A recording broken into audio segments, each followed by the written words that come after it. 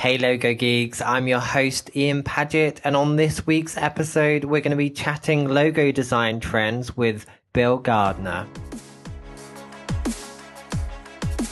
Before I go into that, I want to thank the sponsor of this episode, FreshBooks. Now FreshBooks is an accounting software that lets you easily create professional looking invoices. Not only can I see who owes me money, but I can see who's yet to open the invoices too, which is a really useful feature. To check this out, FreshBooks have kindly offered listeners of this podcast a free 30-day trial. To claim it, just go to freshbooks.com/LogoGeek and enter LogoGeek in How Did You Hear About Us section. This week, I'm honored to be chatting with Bill Gardner, the founder of Logo Lounge. Now, for anyone that doesn't know what Logo Lounge is, it's basically a huge online database of logos, and it's searchable, so you can search by any keyword, color, and so on. It's really good for research. Now, this database is not free to access. There is an annual fee to it, but what that gives you access to is obviously the database so that you can search through it. You can also submit your own work, and there's also a competition side to it too. So every couple of years, what happens is Bill, he brings in a jury of people, and they select the very best logos, and they end up putting that into a book. So, you know, it's an amazing opportunity to actually get your work published in a book. And I feel proud that I've actually had my work featured in one of those books so far. Now, Bill's also the founder of his own brand identity design firm, which is called Gardner Designs. Now, when I first started really getting into logo design, I used to look out for and study the logo trend report that Bill publishes as part of Logo Lounge.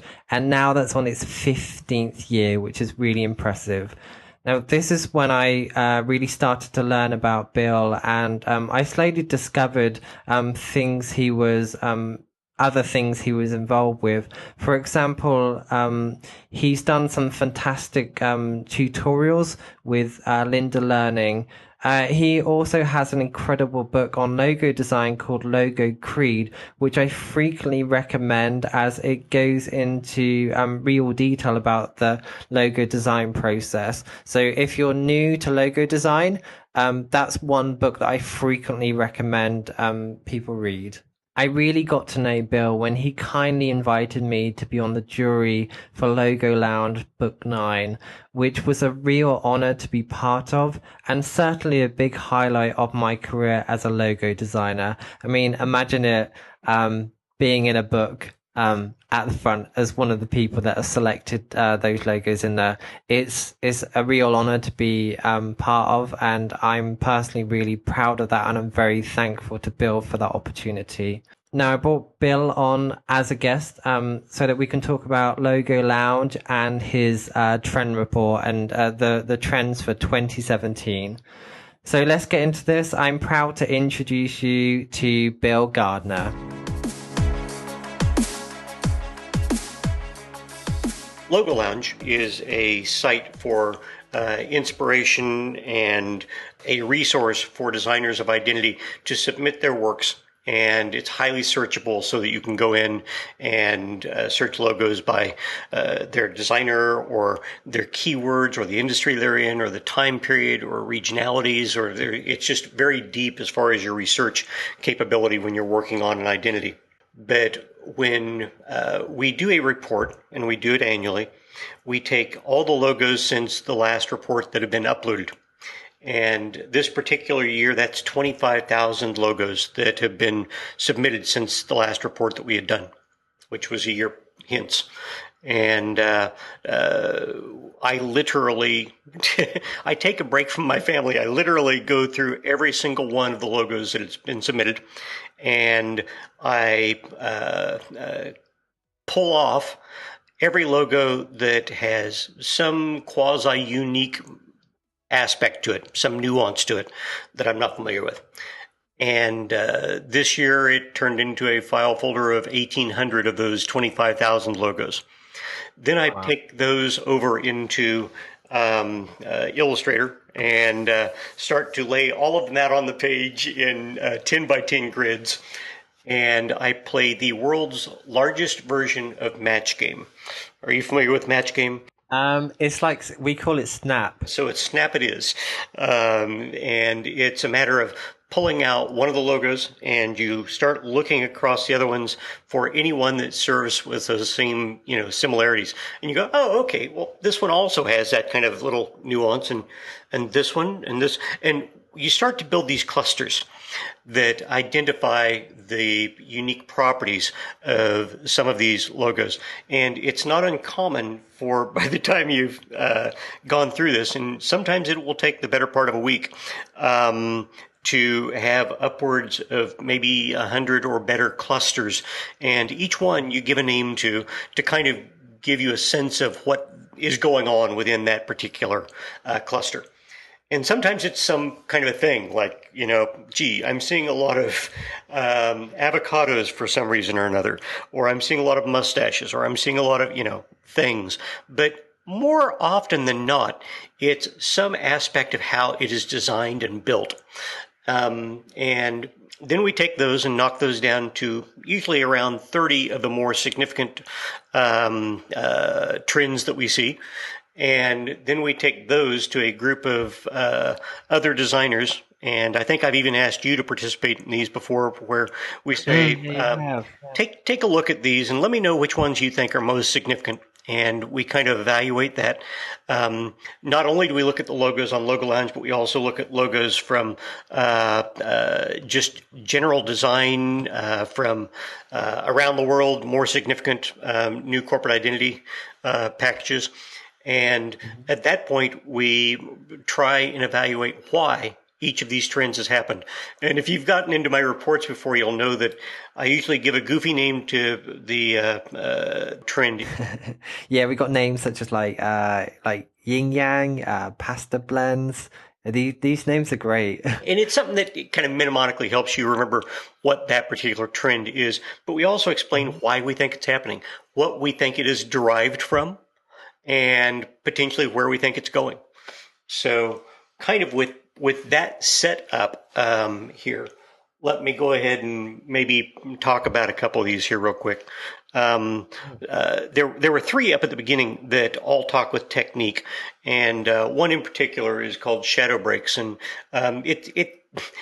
this will show how nerdy we are as logo designers. Is that we really get into these little nuances, but most designers know what a line break is in the design of a logo, and it's usually when one line is passing over another line, or one area passes over another area, and we want to show that differentiation of planes that are occurring in there. So we will actually stop a line right before it reaches the next line, and then we'll continue it on the other side. Now, of course, this happens in a two-dimensional field, or in a plane, but that little break that we build in there is a symbolic representation of something passing over or under the other element, right? Mm-hmm. What we're starting to see is designers saying, instead of just making that cut out of there, creating that negative space, maybe what we do is we go ahead and build a bit of a shadow under there. So if one line passed under another, it would create a shadow typically. And sometimes the shadows are very solid, just a little bit deeper tone. Sometimes they have a gradient to them, but the idea is starting to move away from some of those line breaks that we are very accustomed to and moving towards these shadow breaks that are occurring in here. And the result of which is a little bit more of a movement towards reality. I mean, I just want to add to this because with this style, with these shadow breaks that we mentioned, with the color versions, with a lot of the rules that we all take with logos, they're all taken from principles that were created pre-computers. Yep. So that was at a time where logos needed to be reproduced multiple times, so they had to always work in single color. Now, with these like shadow breaks and blends and so on, a lot of these different trends, they don't necessarily apply to black and white. But Nope. I want to just add, if if you was to do like a nice full color version with the gradient, that would work really well on on the website, on an app. It would work in full color print as well. But if you did create a black and white version, Hmm. you can then do the more traditional, I don't know what you called it then, like cut or something like that. You're like basically with a logo, if you want to make a line look like it's going underneath another one, a really nice Good. technique is you essentially just add a little gap and it looks like a shadow. But this is taking that one step further and making it look more three-dimensional. We actually took a couple of these logos and I guess I haven't shared that.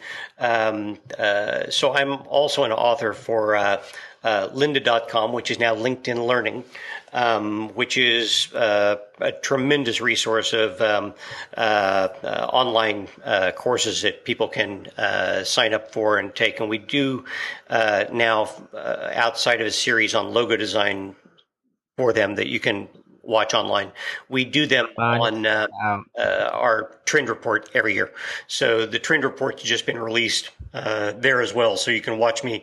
I'll tell you what, I'll after this I'll take a link from you and we'll add that into Oh, the great. show notes as well. Sounds good. Fantastic. The reason I was going there was because we actually did look at a couple of logos that have shadow breaks in them, and we said, okay, let's look at what this looks like if you put a line break in it. And it looked totally wrong. It was, Really? difference between night and day. So I suspect, let me go back to your comment that kind of led into this, which was that, there's that series of rules, those tenets that we follow, the logo design canons, if you will. It's when you start getting into it has to be in black and white with no halftone to it, or that it can only be a couple of colors, that it has to be hardline. These are, these are things that I ask people to question because, frankly, if you look at identity design and where it is shifting, look at major corporations, you're going to find that more and more of them have kind of cast these aside. And it is a difference in era. It is certainly a difference in technology because when those rules were established, we were living in a CMYK world where at best everything was CMYK, cyan, yellow, magenta, black. In those days is probably like a logo was always reproduced in some way and they would be put into like advertisements, so that logo had to work in a newspaper at single color. Yep. um And in terms of like branding has also evolved as well. Like there's a lot more complex stuff that you Yes. could do now that you couldn't do then. So from an identity point of view, in like the 50s and 60s is when I Hmm. would say everything boomed. Yep. The way like the logo was so important, like the way it was done, it was just slapped on everything. So this Yes. was a mark that had to work on absolutely everything, at tiny sizes. I still think that applies today, No, you're but it had to work at really tiny sizes. It had to work on, the back of a truck. It had to work in a newspaper, magazine, and so on. But now, where do we see a logo? We see it on a website, in an email signature, in a video, mhm. on social media. We see it in So RGB. yeah, So we see it in RGB you know, primarily, and maybe print now and again. But like probably 95% of the people that are interacting with that brand, yep. they will probably see that logo first in RGB. Yep. And it is a different environment. And even when we do see it in CMYK, again, technology has shifted. So I'll use the example of UPS or United Partial Service. Is that, they serve Britain? Um, I think UPS do. Okay, I'm not sure, but I know the brand. okay, so they took the old Paul Rand shield, which I loved, and they did something terribly crappy with the logo. Pardon me, but it's just my feeling. Where they shifted it to, it's still a shield. It still says UPS, but it has this golden highlight and ping of light and gradation and tone to it.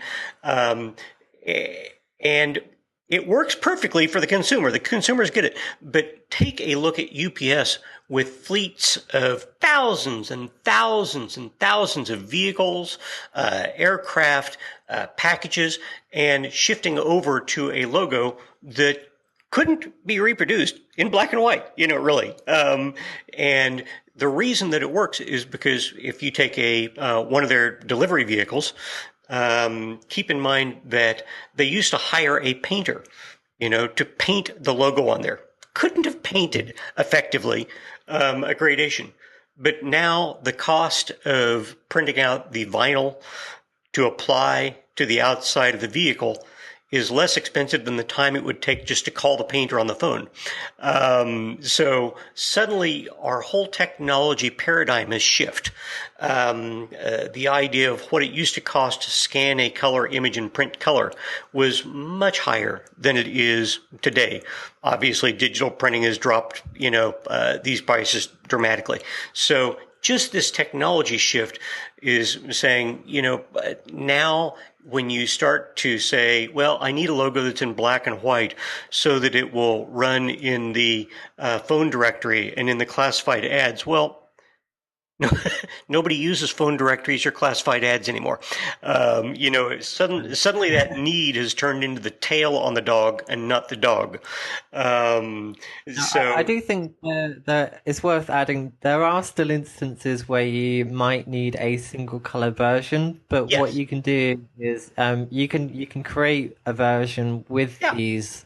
Like if you was to look at the trend report, there's these nice logos with like these shadow breaks with these really nice gradients. I mean, you couldn't reproduce that in black and white. And when I say black and white, I mean solid black, not Yep. gray tones and so on. Yeah. Where I mean this could be used is in vinyl. Say if in the office, for example, you wanted a nice pane of glass with The logo in a the single. the logo, in a single Yep. color vinyl. Yep. Now, that's not going to, I mean, you probably can get that reproduced, but it's not going to be that easy. So that's one instance. And say, in terms of printing on t-shirts with screen printing, the cost of getting a multicolor screen printed t-shirt version versus a single color, there's a big difference. So there are still instances, Oh, sure. but what I think you need to do, people that are listening to this, when you create a version like this, for your client, also create a version that would work in black and You white. bet. So, for example, in this trend report, there's a really nice kind of red, how would you describe it? Kind of like, it looks like a flower. Oh, Like this version, I would potentially either have like the shadows in some places as a break, yep. or maybe just do the whole thing as a solid item. And I mean that logo would still be identifiable in single color. So that's a nice example. Yeah, and I mean, honestly, there is always going to be a way that you can produce something in a single color if you need to. But I guess the point that I'm trying to express here is I don't want people to get so hung up on that because I don't think we need to anymore. Portion. I'll give a example that may be close to your region. If it was here and we were to take a look at the last version of the AT&T logo. That certainly required gradation, and it wasn't just as simple as the current version. Or if you were to look at BT on the island, BT in the UK is a wonderful example of a logo that requires transparency, gradation, and BT didn't shut down when they moved from the Piper logo to the one that has the 6 hemispheres that are kind of working together in the globe. That particular logo, that wouldn't actually work in black and white. Yep, That, but it I'm didn't stop curious. BT. I need to find what that looks in black and white, if there is a black and white version. And BT didn't quit manufacturing shirts. They didn't quit manufacturing mugs. They didn't quit, they just found other ways of demonstrating it as opposed to looking to use tools that used to be used to demonstrate vector art. So just, not trying to argue the point. I'm just saying that it's one of those things where typically somebody comes back with this, well, the old school says that you need to do it this way. And I'm going, okay, give me one example of an area where this logo couldn't be used. And, I can always find an exception for it. So, and you find in most cases, those examples that I mentioned where, say, the T-shirt would be printed in single color, where you're screen printing. Yep. There are other printing methods that can print the gradients. Exactly. So, I mean, that was an example, but in reality, using that, if you didn't have a single color version and you only had these versions with gradients, there are ways to do it now. So I think what Bill's saying is totally correct. It's like, it's one of those principles that originated in the 50s and 60s that we should start to question as a community. So that being said, let me counter myself now and tell you that there is nothing that I love more than a beautifully crafted single color vector logo. Because, if it shows me that level of craftsmanship, it warms my heart, especially when I see something that's just got a beautiful line to it. So, as a matter of fact, I'm going to move to the next trend that maybe is kind of pressing things, and that's simplicity, which is in here. Yeah. And it's almost hard to look at this and kind of go, really, does that belong in a trend report? But it is speaking to this entire aesthetic that's going on right now of trying to become more austere, more Spartan, trying to economize on stroke and mark to convey a message. And, if anything, this trend probably is going to suffer from the possibility that we're going to run out of geometric shapes to be used here pretty quickly. And frankly, if you're looking in the report, there is both simplicity and there is simple overlays, which have a lot of commonalities in there. But with simplicity, it is taking truly geometric, simple shapes, much like those building blocks that we may have grown up with as children, and rearranging them to craft out marks that express this idea of this company has found a way to reduce something down to something you can understand, that this company produces a product that is going to be easy for you to manipulate. This company manufactures a process that you will understand. So that's a lot of the message that's kind of going on in here. I just want to take a short break to talk about the sponsor of this podcast, FreshBooks. Today, more and more designers are going freelance, either on the side or full-time. And when you're taking payments, it's important that you keep everything organized and looking professional, especially when it comes around to tax return season. Now, when I started out, I was using Excel spreadsheets to track my profits and expenses, but I found that started to get quite messy and unorganized. When I discovered FreshBooks, I started to feel much more organized as I had clear visibility of all of my payments and expenses in one location. Now, I recommend you check it out for yourself, and you can do that for free because FreshBooks have kindly offered you, the listener of this podcast, a free 30-day trial. To claim that, all you need to do is visit freshbooks.com/LogoGeek and enter LogoGeek in the How Did You Hear About Us section. Now let's get back to the interview. I've seen a lot of big brands start to, I guess, when they redesign, at the moment they are going more simple. So a lot of brands that did have, um, gradients like Audi, they redesigned and they gone very simple. Um, I think Mini did the same thing with their logo. They've gone very Yep. simple, and I think in a lot of cases it works. And I was thinking the simple trend, which I mean, it's in this trend report, but you mentioned it's been around for a few years now. Taco Bell, Hmm. Taco Bell redesigned recently, but I just felt like there's a threshold for taking it too far. I'm not sure what your thoughts are with that particular example, but I just felt like it lost something. I kind of feel like with simplicity, there's a threshold to which it should be taken. And I felt with Taco Bell, there was something about the previous identity that was recognizable that they lost in the new version. So I think with simplicity, there's a line of to Hmm. which simplicity, where you can be oversimplified. Yeah, and part of it depends on if you're looking at the new Taco Bell logo in application or if you're just looking at it against a white background. I think in Yeah. application it works a little bit better. Frankly, my biggest issue with it is it looks like a prophylactic that's not been fully unfurled. Um, and I'm sorry, but I can't get beyond that when I look at the new draftsmanship on the bell. Um, I think that maybe one of the issues with Taco Bell is that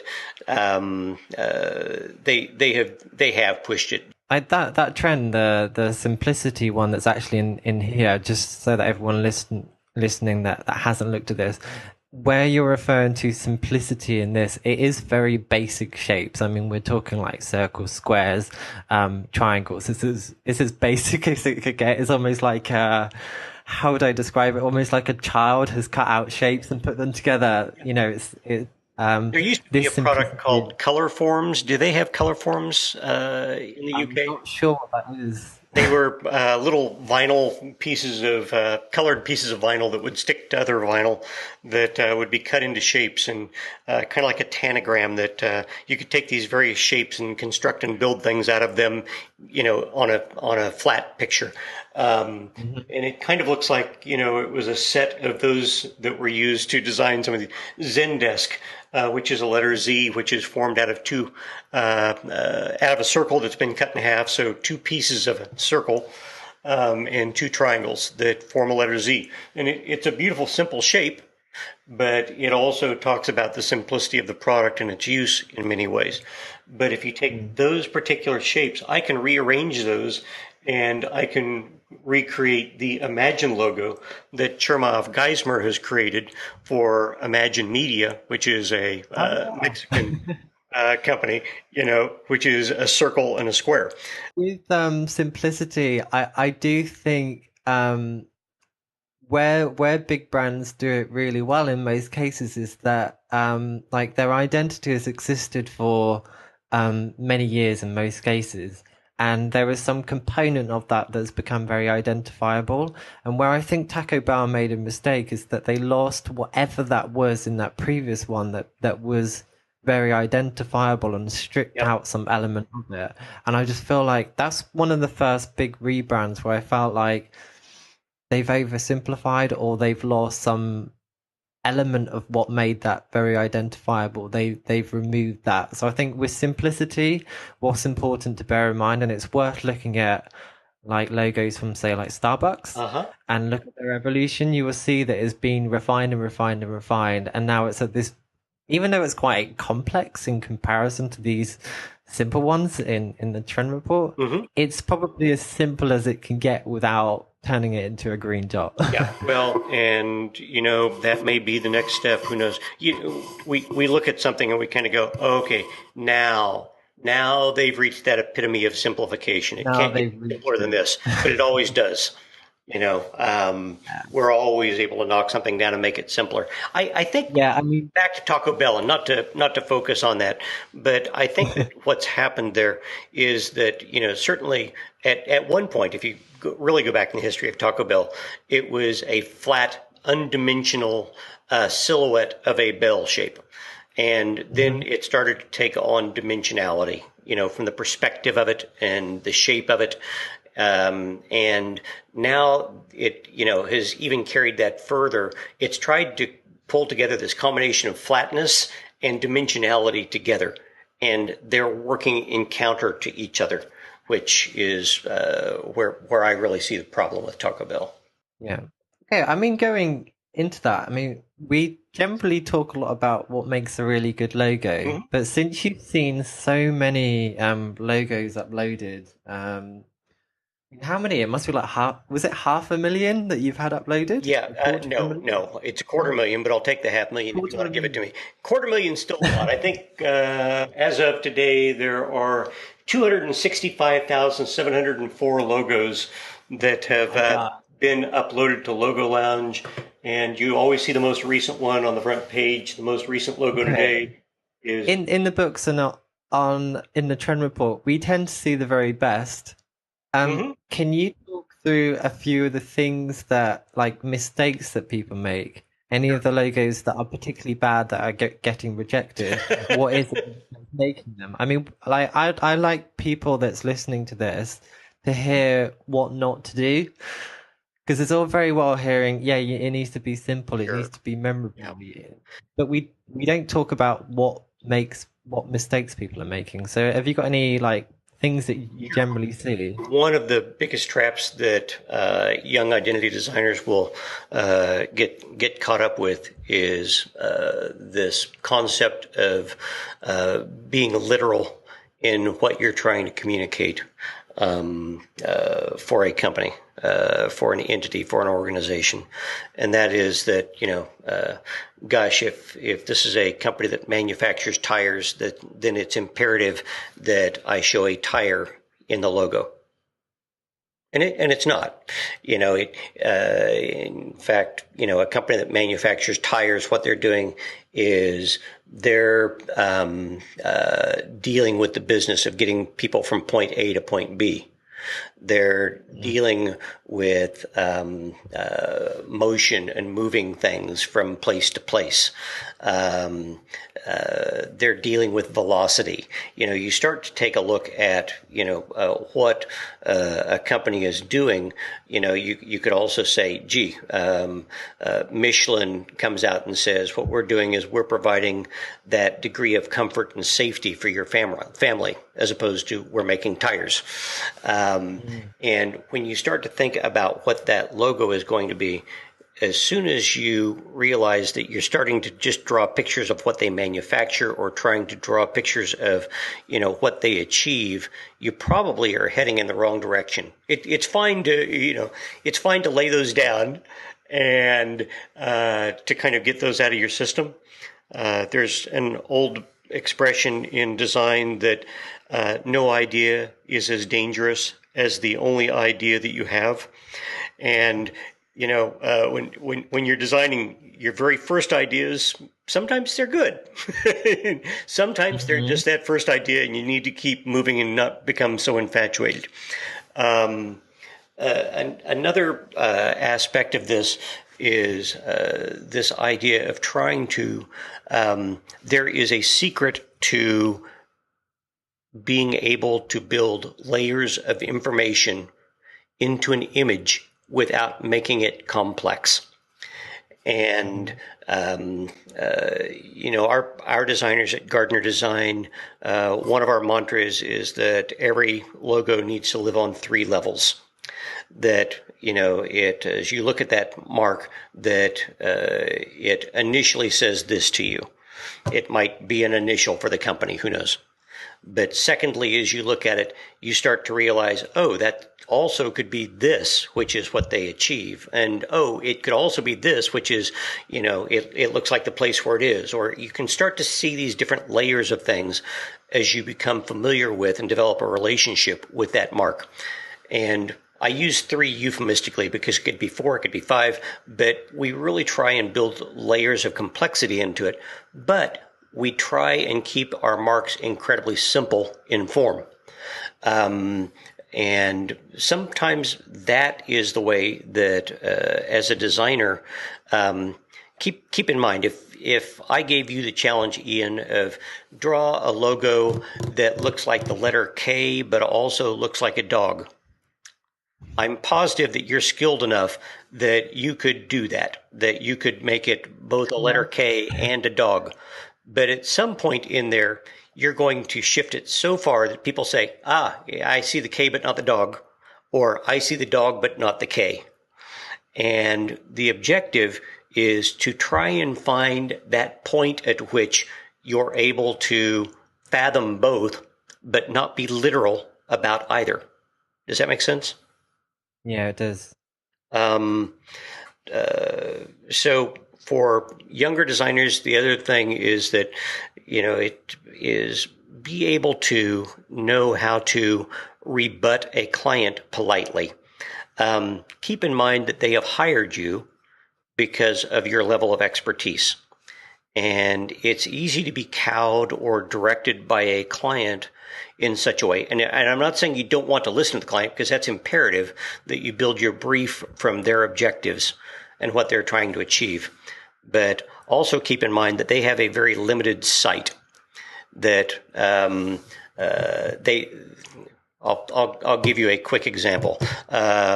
Years ago, we were approached by a company that provided job opportunities to people that had visual impairments. It was called Wichita Industries and Services for the Blind years ago.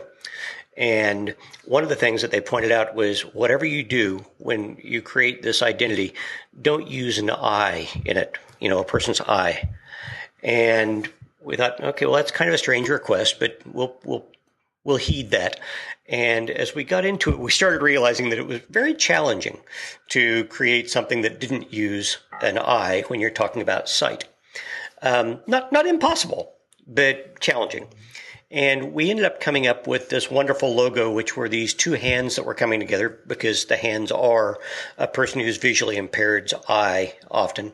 And as the two hands came together, these two thumbs touching kind of created the shape of an eye with a pupil in the center of it. And we showed it to them, and they loved it, and it served them well for many generations now.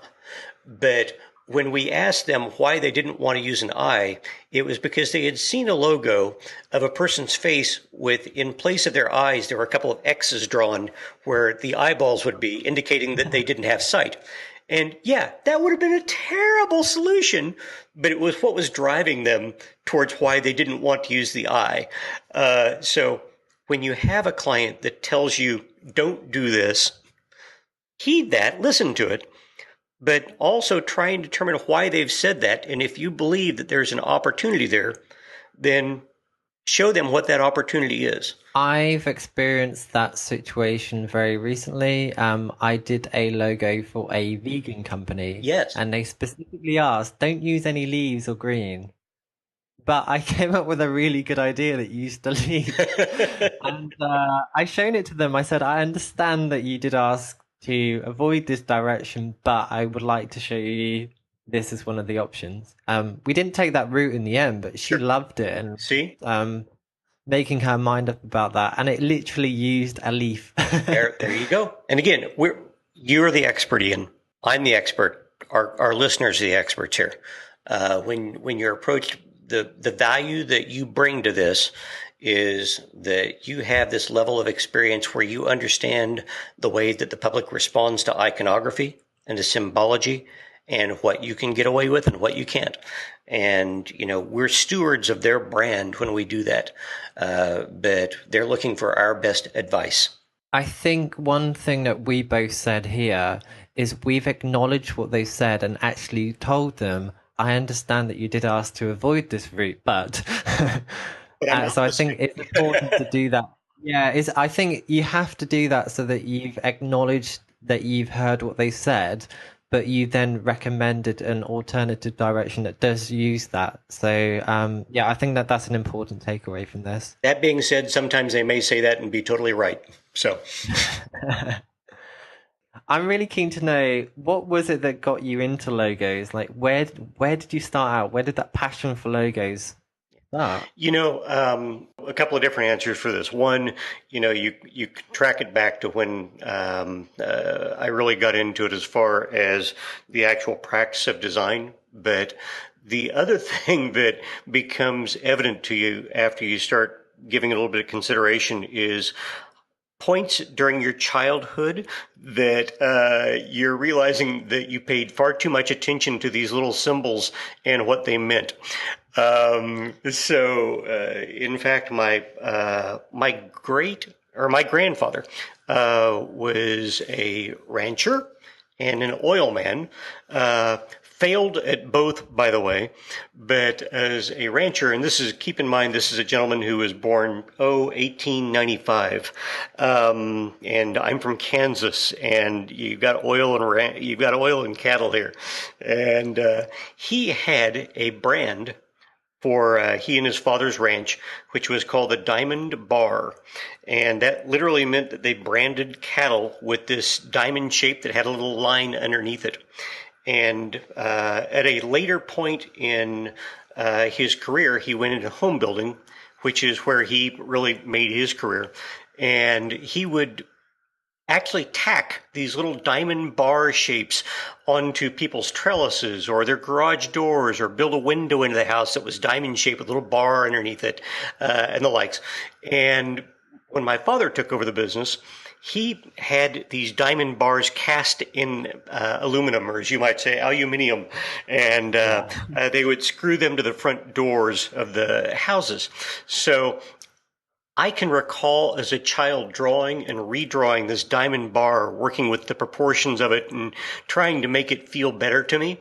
So if you really are saying, where did it all start? Hey, a 10-year-old with some Prismacolors drawing a logo over and over that belonged to the family. And, Wow.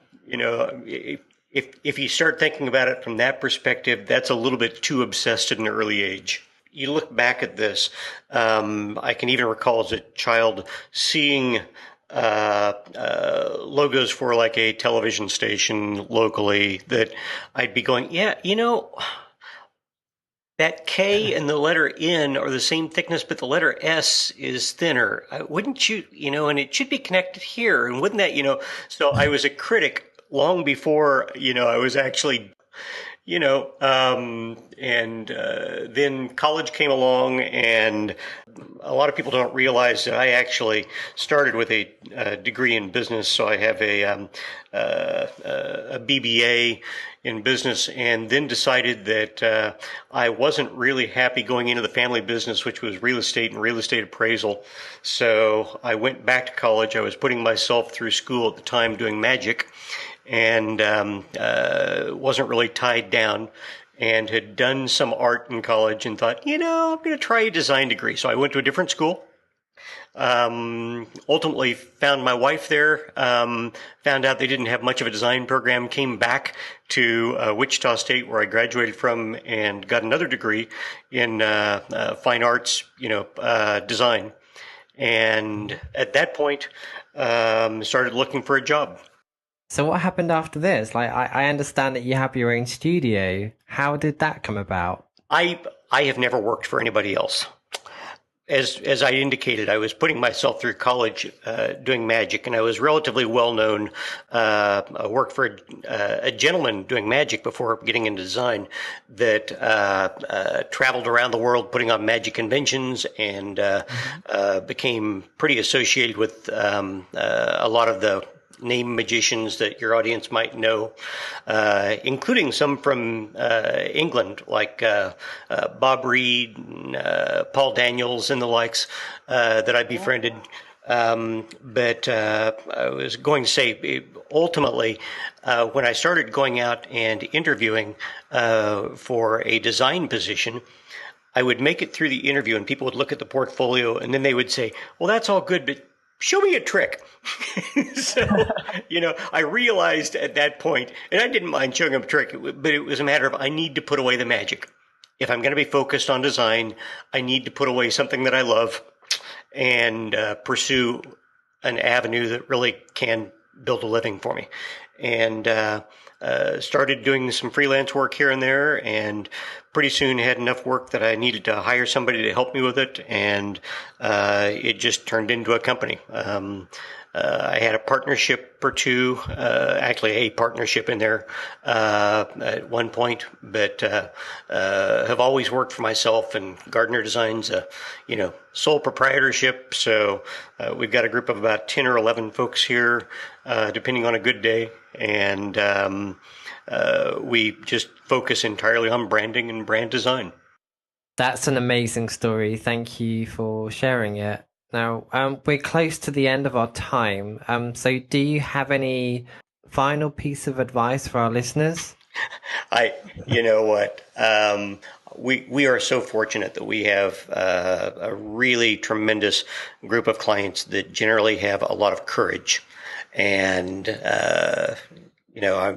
I'm guessing that if there's some level of advice that I can give to the folks out there, it's that when you're creating for somebody, realize that this is going to be something that you don't have to live with as much as they do, and that this is going to represent them in such a way that you can never ultimately fathom. So you've got to, don't just draw a picture.